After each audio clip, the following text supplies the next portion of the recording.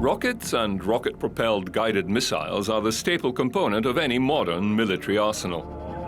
By definition, rockets are unguided and follow the laws of physics and trajectory.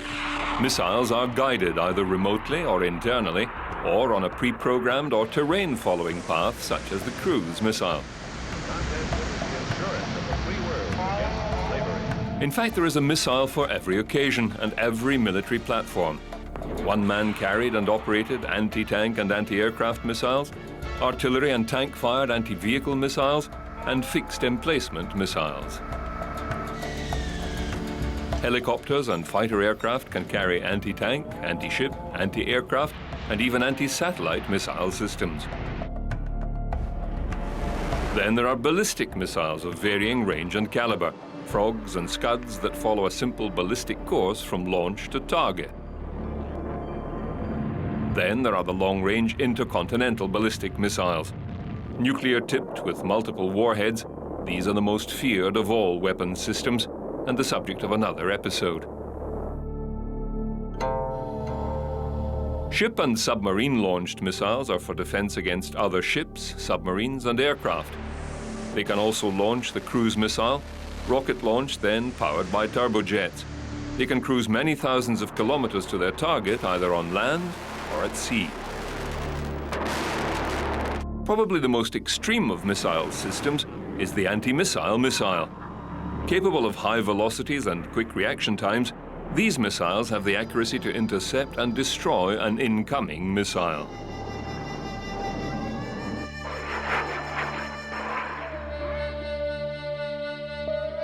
The venerable gunpowder rocket has a long and distinguished heritage.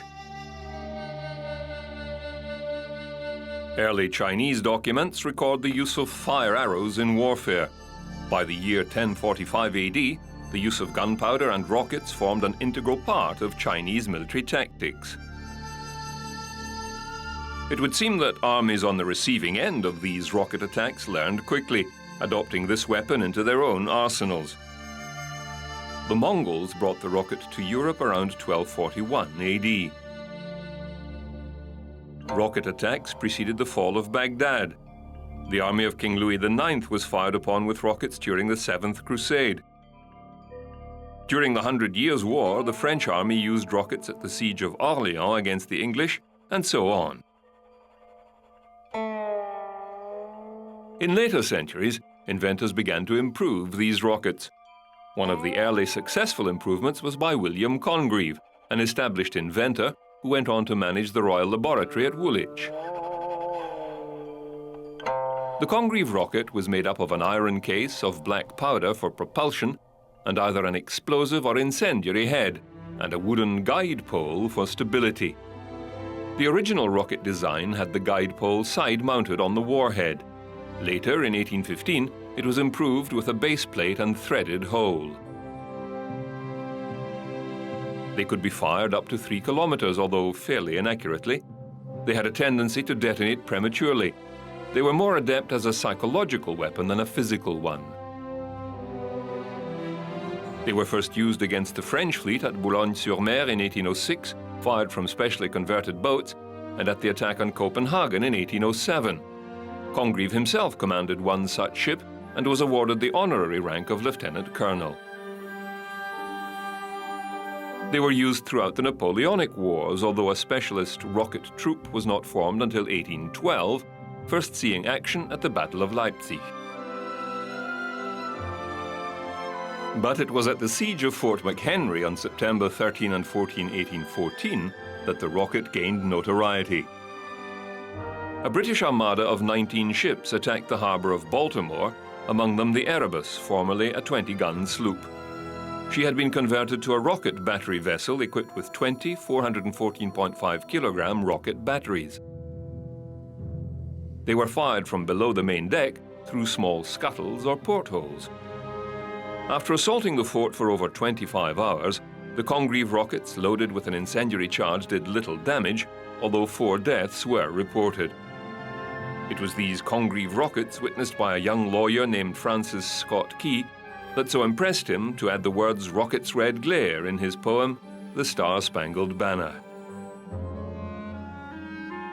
William Hale, 1797 to 1870, another English inventor, saw the failings of the Congreve rocket and set about improving the stability of the rocket in flight to increase its accuracy. Like a bullet from a rifled barrel, he spun the rocket by using its exhaust gases.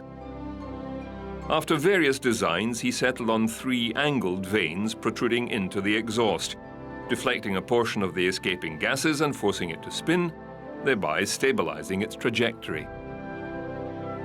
His patent was awarded in 1844, and the Hale gunpowder war rocket, also called the stickless rocket, was put into service.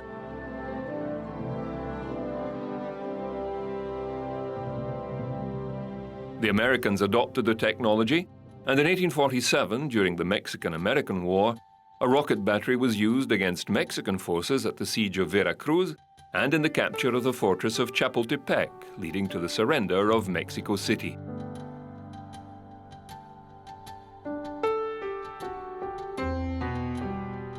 With the rise of modern warfare came new inventions and technology no less impressive than the aeroplane. With the introduction of these vehicles into the battlefield, it was not long before they were armed with machine guns, bombs, and eventually, rockets. Air-to-air rockets were first used in the First World War. Specifically, they were unguided incendiary rockets, their target observation balloons and zeppelins. Developed by French inventor Lieutenant Yves Le Prieur, they were attached to the interwing struts of aircraft such as the Nieuport 11 and the Sopwith Camel. Electrically fired in sequence, they had a limited range of 115 meters. They were effective against observation balloons but were never able to down an airship. The rocket was phased out by 1918 and replaced with tracer and incendiary bullets. Development of the RS-82 and RS-132 rockets began as early as 1929. Rail-launched, the smaller RS-82 was fitted to many aircraft wings during the Second World War. Unguided, their success rate was very low, but the Russians did shoot down 2 Japanese fighters in August 20th, 1939. These rockets were also fitted to bombers for self-defense and in the air-to-ground role as well. Their derivatives, the M8 and M13 rockets, were utilized in the Katyusha rocket artillery. The German Luftwaffe employed the Nebelwerfer 42 ground-based rocket for air-to-air deployment aboard Messerschmitt Bf 109 and 110 and Focke-Wulf FW 190 fighters. They would engage the massed groups of US bombers in formation. However, these unguided rockets required the aircraft to launch them at 15 degrees above level flight, and aiming was difficult. Later, the Luftwaffe developed the R-4M rocket, which was the first practical anti-aircraft rocket. Principally, the missile was a 55mm tube with a 520-gram warhead of high explosives. 812mm long, with flip-out fins on the tail for stability, it had a range of 1,000 meters. Although unguided, the large warhead proved deadly if any contact was made with the target. America's new and deadly versions of the rocket-firing plane are about to give a Sherman tank the works at the Dover, Delaware Army Airfield. A P-38, armed with the 5-inch projectiles, dives for the target.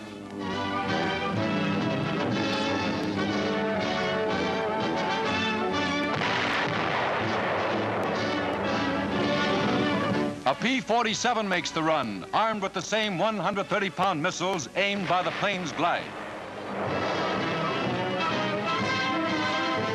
These attacks are made at 300 miles per hour, the rockets hitting with terrific force. Aircraft attacking ground targets began with machine guns, then bombs. Soon rockets were in use.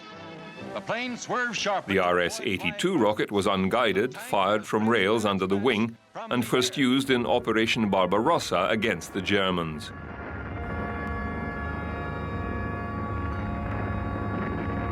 the British developed the RP-3 rocket, a 55-inch long, 3-inch diameter steel tube, hence its name of the 3-incher, filled with 11 pounds or 5 kilograms of cordite as the propellant, which was fired electrically. The warhead was attached to the end of the rocket, and at first was a solid 3.44-inch armor-piercing shell. This type of warhead was found to be ineffective against the new German Tiger tanks, and a larger 60-pound or 27-kilogram high-explosive head was used, powerful enough to blow the turret off a tank.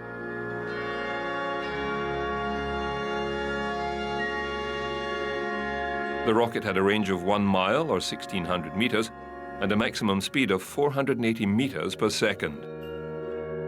4 small tail fins supplied stability to the rocket, which, unguided, required the skill of the pilot to hit a target effectively. The rockets were fitted to rails under the aircraft's wings and an electric cable attached to the propellant charge. The Americans had the Air Force's 3.5-inch FAR or folding fin aircraft rocket, and the Navy had the 5-inch FASR and HVAR.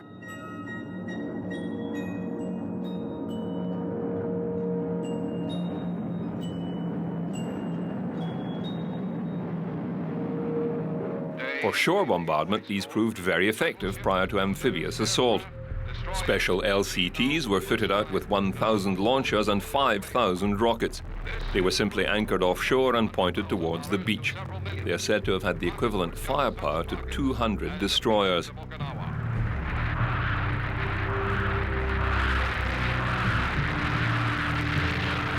The air-to-ground rocket developed quickly and fell into several specific categories of use.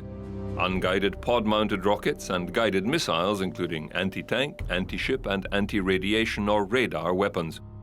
Modern examples are the US Hellfire missile and the Russian equivalent.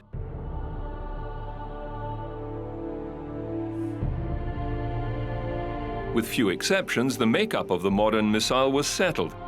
It was tubular, with a solid fuel rocket housed at one end. Stabilizing fins were of various size and shape. Some, rigid, were placed at the rear and often midsection, connected to a command and control unit in the midsection, and connected to the sensor or guidance pack, usually at the other end. The warhead would reside between these sections. The AIM-4 Falcon, developed by Hughes Aircraft, began in 1946 as a subsonic, then later supersonic, guided missile, using passive radar and infrared in the second model. Capable of Mach 3 and a range of 9.7 kilometers, and originally designed for bomber defense, this was switched to interceptor fighters. This missile flew on the F-89 Scorpion, F-101B Voodoo, F-102 Delta Dagger, and several European planes, including the Mirage 3. In honor of the day, some of the newest jets put on a show. At Eglin Air Force Base in Florida, the dramatic destruction of a B-17 bomber. A Scorpion attack plane launches its rockets.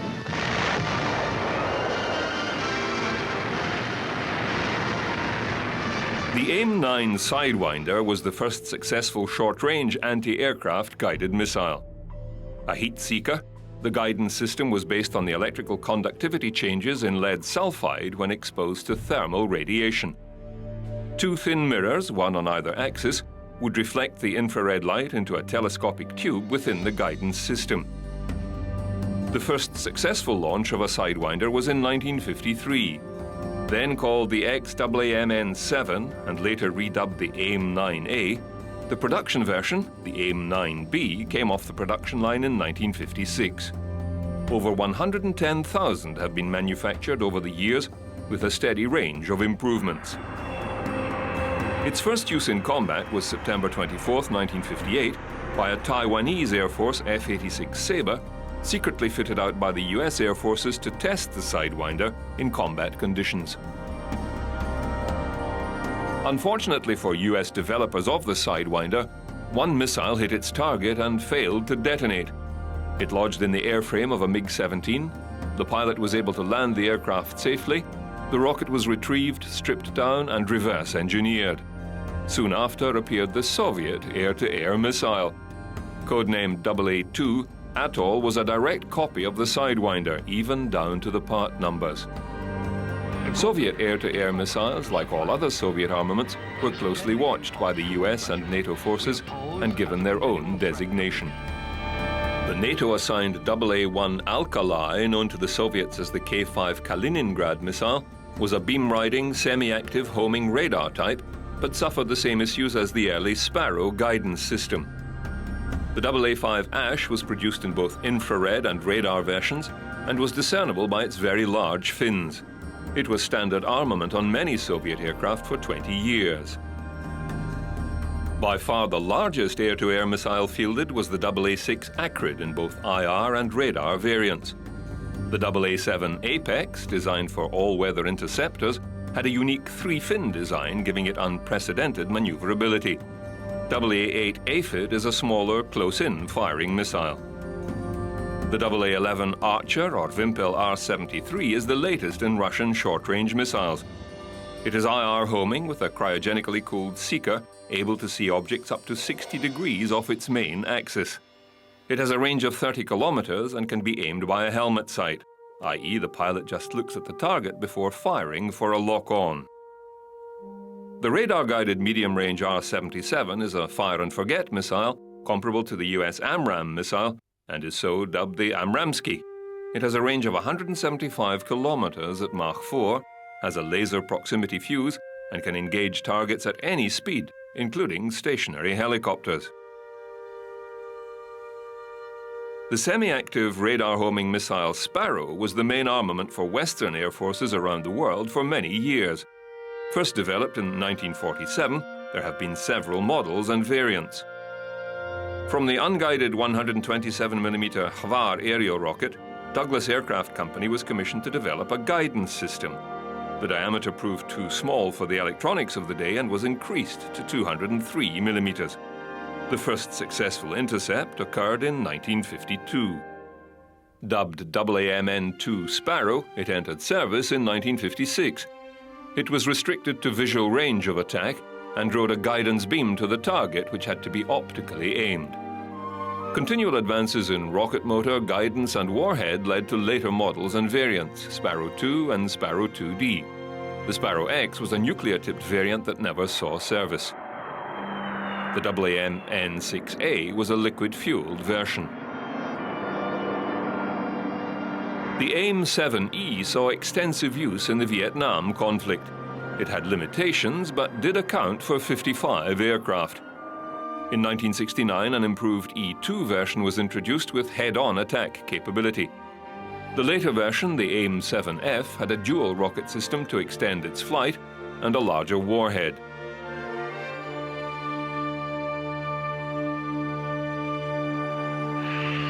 Other countries have taken 7F and made their own advances, creating the Skyflash and Aspide models. There have also been the AIM-7P and 7M models, which have been phased out for the AIM-120 missile. The Phoenix long-range missile can only be carried aboard the F-14 Tomcat naval aircraft, now out of service with the US Navy. The aircraft was specifically designed as a long-range fleet defense system. The F-14 carried 6 Phoenix missiles, and with its advanced radar-tracking avionics could engage up to 6 targets at once. With a range of 184 kilometers at Mach 5, it had a ceiling of 30 kilometers and had active radar homing capability. To replace the Phoenix, the AIM-152 AAAM was in development when the Soviet Union fell. The project was abandoned, and the shorter-range AIM-120 used to replace the Phoenix.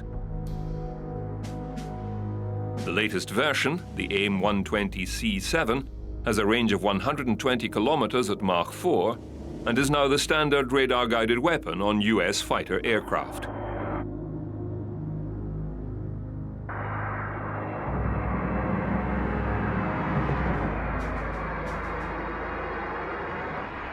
Other countries have developed their own air-to-air missile capability, but generally follow a similar format for fighter aircraft.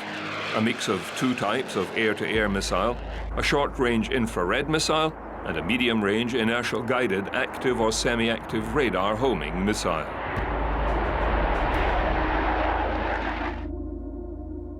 The surface-based rocket launcher was developed parallel to the airborne variant. As with earlier times, the artillery made use of rocket launchers as an adjunct to their main armament. The Nebelwerfer was a towed rocket artillery launcher. 1.3 meters long and weighing 540 kilograms, they were 6-barreled. With a caliber of 150 millimeters, their maximum range was 6.8 kilometers.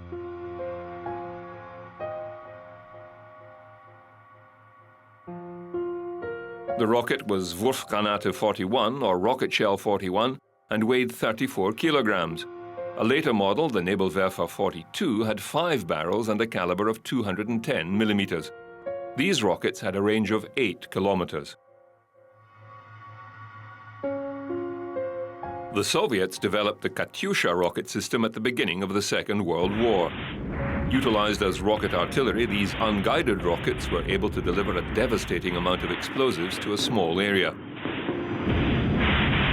The rockets ran off rails mounted on various types of vehicles.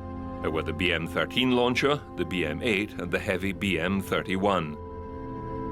The M-13 rocket consisted of 180 centimeter long by 12.2 centimeter diameter tubing with a nitrocellulose propellant charge with a single nozzle giving it the range of 5.4 kilometers. The warhead was either fragmentation, HE, or shaped charge. Terribly inaccurate, they were very effective with firing salvos of 7 to 10 seconds, devastating an area. When large numbers of these launchers were employed together in batteries, the bombardment could saturate several hectares with high explosives. Later, the larger diameter rockets were employed, the 82mm M8 and the 310mm M31. The success of the Katyusha multiple rocket system has survived till today, with many variants in use in many countries. The BM-21 and larger BM-27 have advanced warheads, some multiple projectiles or bomblets or landmines, others capable of delivering chemical weapons.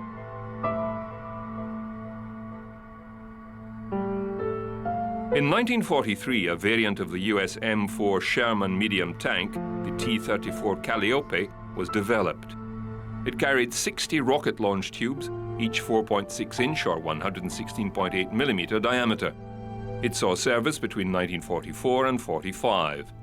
Another variant, the Sherman Tulip, carried 2 3-inch rocket tubes on its turret for RP-3 rockets.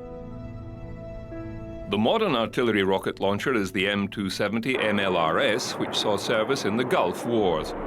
With a range of 42 kilometers, newer munitions are guided and/or with submunition warheads. The grid square removal service is a nickname given to one such munition that can blanket an entire 1 kilometer square area with high explosives. The 1940s also saw the development of the larger version of these artillery rockets, the large ballistic missile. Although rocket-powered propulsion was being developed in several countries many years earlier by people like Robert H. Goddard of Massachusetts in the USA, his interest was purely scientific, although he did once approach the US Army with his invention, which they declined. He did develop a bazooka that was introduced in the Second World War. By the time he died in 1945, Goddard held 214 patents in rocketry.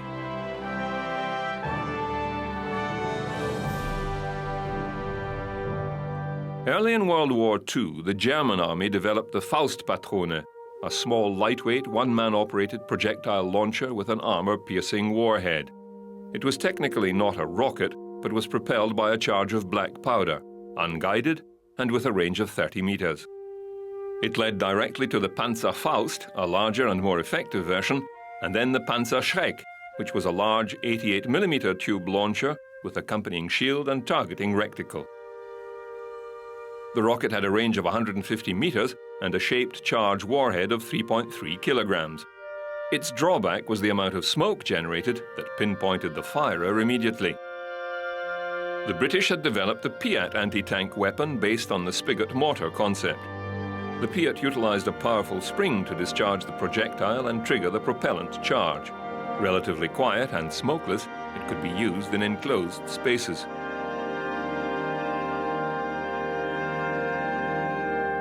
The American bazooka, like the Panzerfaust, utilized a tube launch system with an electrically fired rocket projectile, although the bazooka in its various forms was unreliable and prone to failure. The Soviets took the German design and developed the RPG-1 and RPG-2, and eventually the now common and plentiful RPG-7. With a 300-meter range, the projectile is launched from the tube, then ignites a solid propellant rocket motor, giving it a flat, quick trajectory towards its target. Like most other anti-armor weapons, the warhead is a shaped charge high explosive.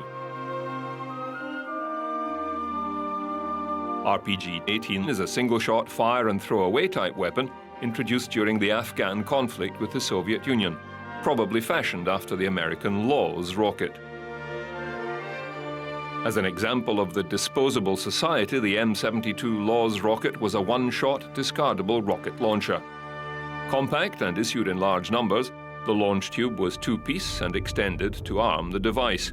It fired an unguided shaped charge warhead with flip-out fins.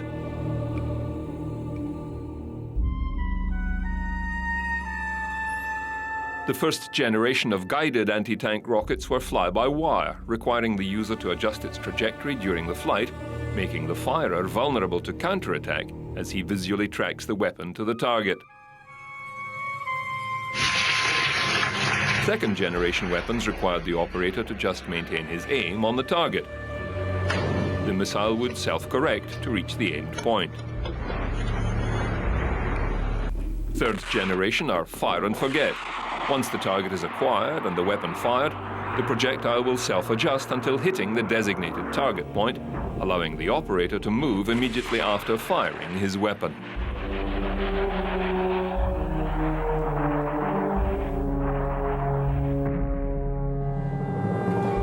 The first generation of Soviet guided anti-tank weapons was the AT-1 Snapper and the AT-2 Swatter missile.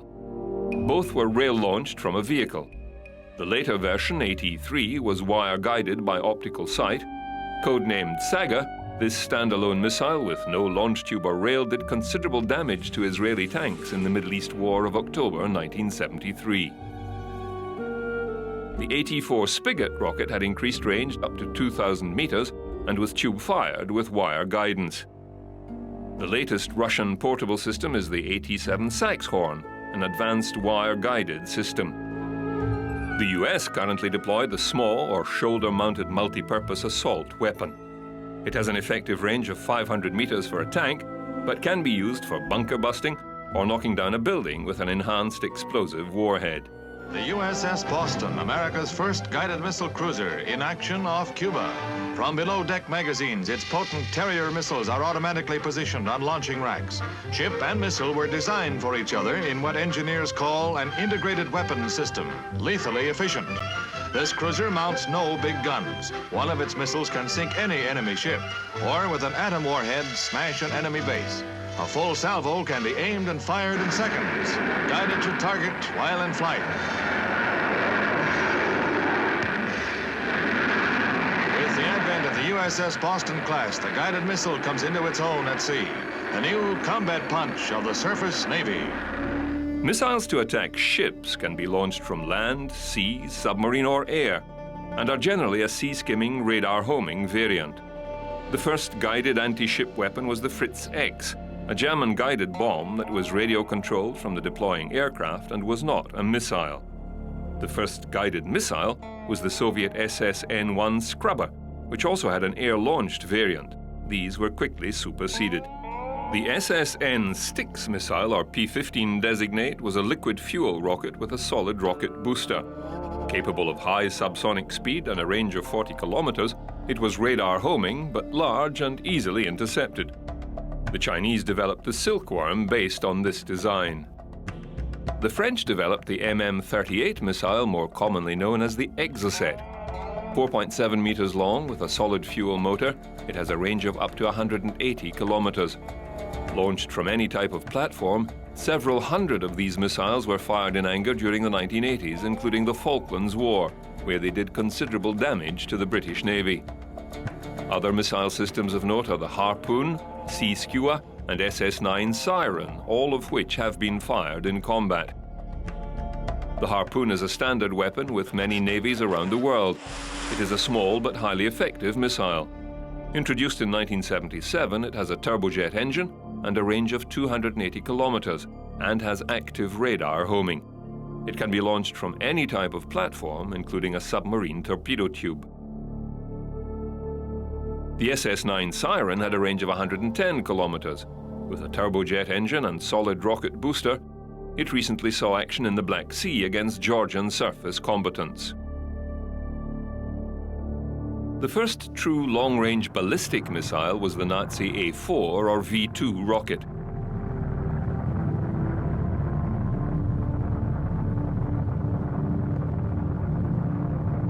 This rocket can lay claim to being the progenitor of all modern rockets and space launch vehicles. There were several great minds that contributed to the development of this rocket, names like Hermann Oberth, Max Valier, Willy Lai, and Wernher von Braun. The Verein für Raumschifffahrt, VFR, was formed in Berlin by a group of these scientists and authors. Their aim was the more noble path for rocketry, that of manned space travel. However, the rise of the German Nazi Party and the commencement of hostilities quashed their intent and turned these engineers towards the more infamous weapons production. By December 1934, von Braun scored his first successes with an A2 rocket powered by ethanol and liquid oxygen. 2 years later, as plans for the follow-on A3 rocket were being finalized, initial planning began for the A4 rocket, a rocket that was to be, in the words of research head Walter Dornberger, a practical weapon, not a research tool. The rocket researchers quickly outgrew their facilities at Kummersdorf on the outskirts of Berlin, and in 1936 operations were transferred to a remote island on Germany's Baltic coast, Peenemünde.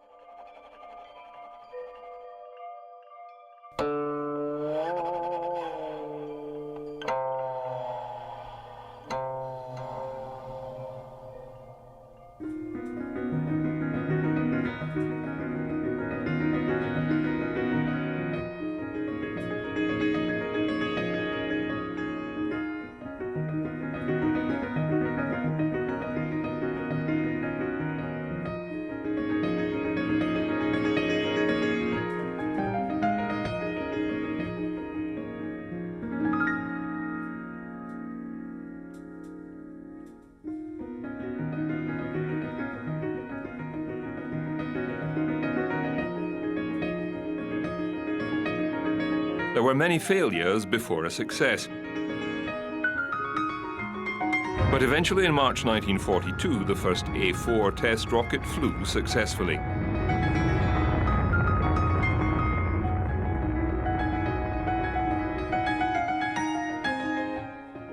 Later that year, on October 3rd, another A4 roared aloft carrying a warhead of high explosives. The A4 liquid propellant missile, extending some 46 feet in length and weighing 27,000 pounds, flew at speeds in excess of 3,500 miles per hour. Topped with a 2,200-pound warhead, it could hit a target 500 miles away. The A4 was renamed the Vengeance Weapon II, or V2, and like its pulse jet-powered relative, the V1, began to fall on targets in Europe and, in September 1944, against London. A total of 6,048 rockets were built, 53 launches failed. In all, over 3,172 V2s were successfully launched and hit their intended targets. Over 1,600 struck Belgium and 1,400 hit London, killing a total of 2,754 civilians. The V2 reached speeds in excess of Mach 4 and descended from over 100 kilometers altitude. It was almost impossible to intercept these weapons that struck without any prior noise or warning.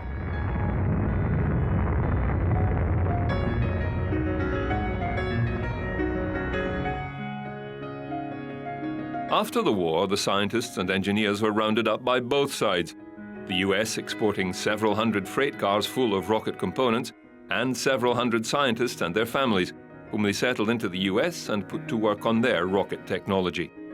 The Soviets managed to secure some scientists and blueprints as well, The missile race was on in earnest. Both the East and the West wanted to combine their newest atomic weaponry with long-range rockets.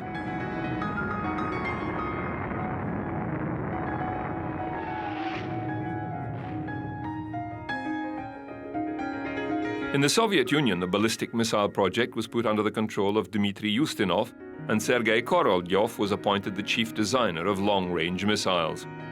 It was here that Korolyov turned his talent towards spaceflight and launching satellites. But the true function of the rockets under development was delivering nuclear payloads halfway across the globe. Ballistic missiles were categorized by their range, with the exception of sea-launched missiles from submarines, or SLBMs. That is the tactical or battlefield range missile of 150 to 300 kilometers, theater or medium range missiles of 300 to 3,500, intermediate range IRBM and long range LRBM 2,500 to 5,500 kilometers, and the granddaddy of them all, the Intercontinental or ICBM with 5,500 plus kilometers range.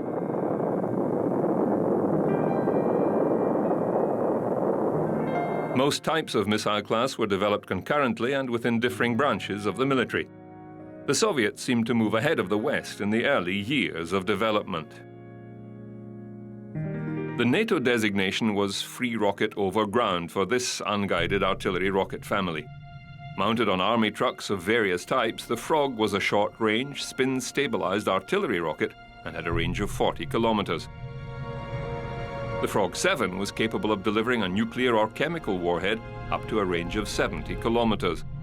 A modified Frog 7 used during the Iran-Iraq conflict increased its range to 90 kilometers. The R-11, later referred to by the West as the Scud missile, was developed in 1951 as a short-range nuclear weapon capable of hitting targets in Europe from forward mobile positions. The successor was the R-17 or SS-1C Scud-B, also mobile and able to launch a variety of warheads twice the distance of its predecessor. The final variant, the Scud-D, had a range of 700 kilometers and improved accuracy down to 50 meters. Many Scuds were sold around the world. The US equivalent was the MGM-18 La Crosse. Introduced in 1959, it was soon made redundant as the advances in technology raced ahead. NATO have been alert against the military threat of the communist bloc. Now, Honest John missiles add to NATO's striking power.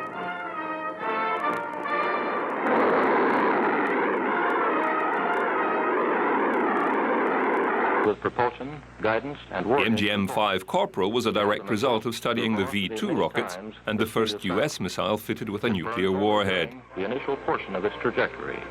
After the fuel has been shut off at a position and velocity required to hit a particular target, the Corporal follows a ballistic trajectory. Its range was just 139 kilometers, and it entered service with the British in 1959. Inaccurate and unreliable, it was quickly replaced by the Sergeant rocket. Or the Honest John rocket, regardless of the weather.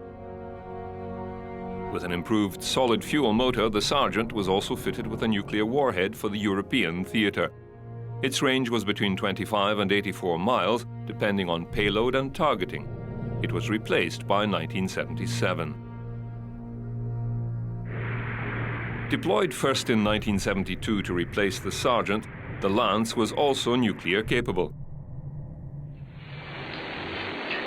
During flight, the guidance system corrects for variations in air density and winds and keeps the missile on course to the target. This might be a large troop concentration, an airfield, a communications complex, an enemy missile site, or some other critical military installation. The non-nuclear warhead carries a cargo of 836 bomblets, which are released above the ground and explode on impact. A liquid-fueled rocket with a range of 120 kilometers at Mach 3, it was withdrawn from service by the SALT Treaty. The warheads have been stockpiled and await destruction. At Redstone Arsenal in Alabama, von Braun developed the Redstone rocket directly from the V-2. Intended as a medium-range ballistic missile for the Army, with a range between 1,000 and 3,000 kilometers, it was used to test nuclear weapons in the Pacific. 8 missiles were deployed in Germany between 1958 and 1964. It also served to launch astronauts into suborbital space. When the Soviet Union demonstrated their missile capability with the launch of Sputnik, the US rapidly deployed the only operational missile in their arsenal that could deter the Soviet Union.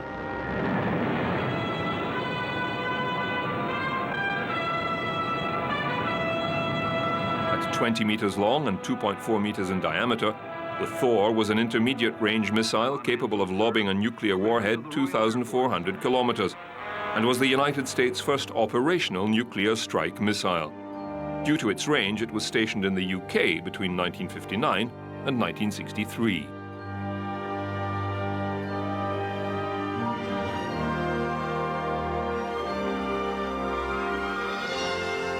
As a logical extension of Redstone, the Jupiter missile was fielded to support the Thor missiles. 30 missiles were deployed to Italy at 10 sites, and later a further 15 missiles sighted in Turkey. With a range of 2,410 kilometers, these posed a direct threat to Moscow. Deployed between 1959 and 1963, they were operationally obsolete very quickly and were withdrawn from service as part of the negotiations with the Soviet Union over the Cuban Missile Crisis. The missiles stationed in Italy suffered 4 lightning strikes whilst armed with megaton-range warheads. In each case, arming batteries were activated, and in 2 cases, tritium-deuterium boost gas was injected into the warheads, partially arming the devices. Lightning protection equipment was quickly installed at all sites. Effort to expand wherever it can, to grow bigger, to take over, to supplant. The R-5 Pobeda was better known in the West as the SS-3 Shyster. A single-stage theater missile with a detachable nuclear warhead, it entered service in 1956. R-12 Dvina was another theater-range megaton-tipped missile and the predominant European threat during the Cold War, and indeed the missile sent to Cuba that caused the Cuban Missile Crisis in 1962. With a range of 2,000 kilometers, it was a 3-stage liquid-fueled rocket. All ships of any kind bound for Cuba, from whatever nation or port, will, if found to contain cargoes of offensive weapons, be turned back. In the face of U.S. determination, the Soviets dismantled their missiles and bombers and shipped them home. It was the retreat to Moscow. The democracies had served notice on the Russians that any aggressive threat in the Western Hemisphere would not be tolerated. 2 Terrier surface-to-air missiles are fired at a drone.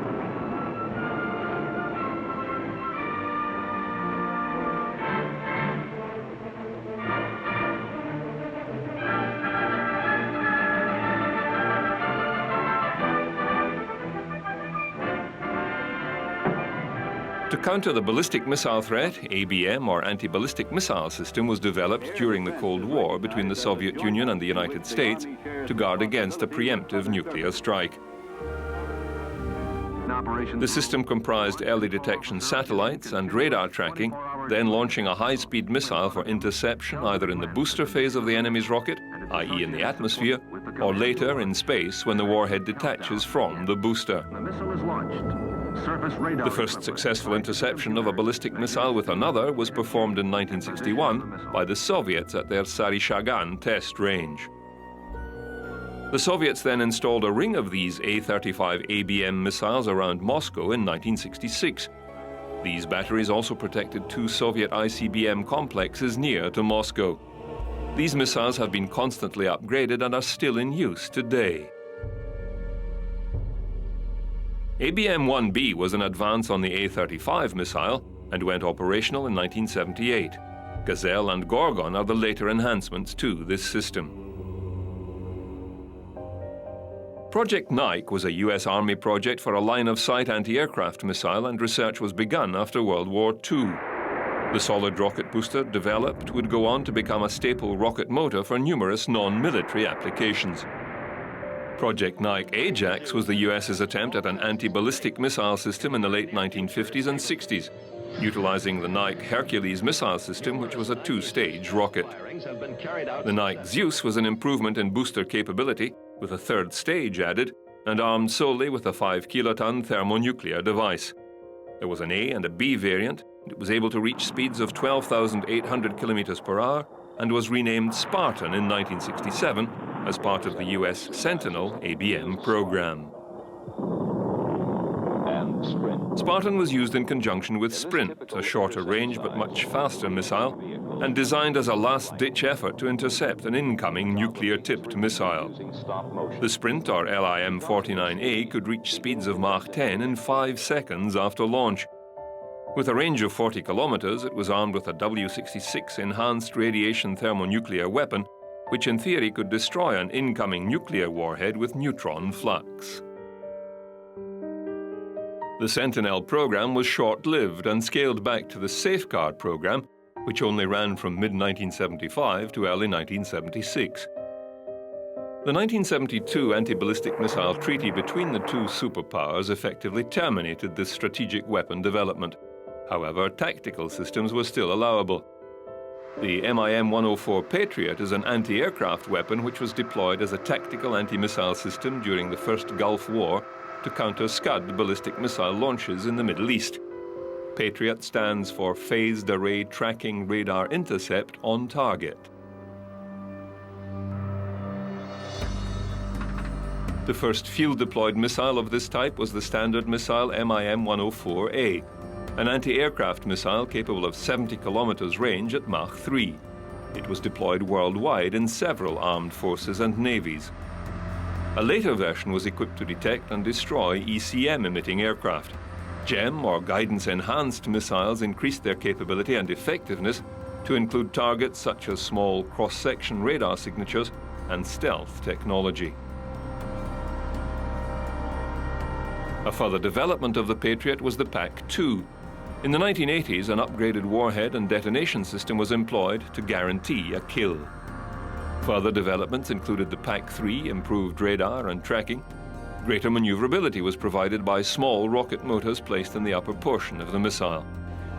MEADS is being developed to replace the aging Patriot system and will include refined target tracking radar sensitive enough to allow the warhead to discriminate between missiles, helicopters, UAVs, and cruise missiles. As part of the military surveillance program, satellites are deemed a legitimate target in wartime, and the ability to disable or destroy these satellites has long been a military dilemma. Some references to ASAT capability in the Soviet Union go back to the times of their earliest ICBM development. The UR-200 was to be a general-purpose, two-stage liquid-fueled rocket capable of delivering a nuclear warhead into orbit. From there, it could be used conventionally to attack a surface target or detonate in orbit close to an enemy satellite. The system was never put into service and was abandoned when Khrushchev was ousted from power. Work began as early as 1959 in the United States. Utilizing rocket systems from other projects, they attempted to intercept the Satellite Explorer 6 at 25.1 kilometers altitude with a high Virgo missile. It passed within 4 kilometers of the target, which would have been sufficient for a nuclear-tipped weapon. Up to more than 150,000 feet in altitude. Other tests were made with the Nike Zeus nuclear-tipped missile. This was dropped for the Thor missile system. The US gave the system little priority until 1982, when they mounted an Altair upper stage onto an AGM-69 SRAM and called it the Vogt ASAT. Carried under the belly of an F-15 fighter, the aircraft would climb to 24,000 meters and vertically launch the rocket. The first and only successful interception took place September 1985. The program was cancelled soon after.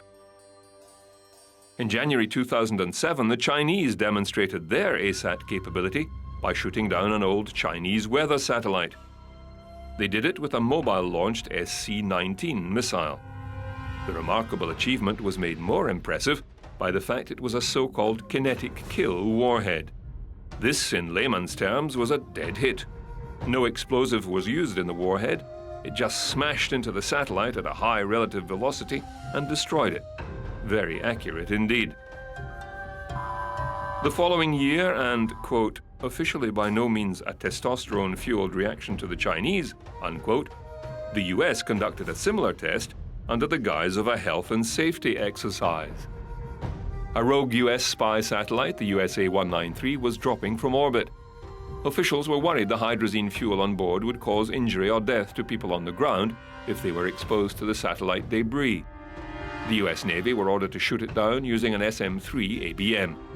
The warhead hit its target and a kill was recorded. The US Navy grunted and turned to other important matters.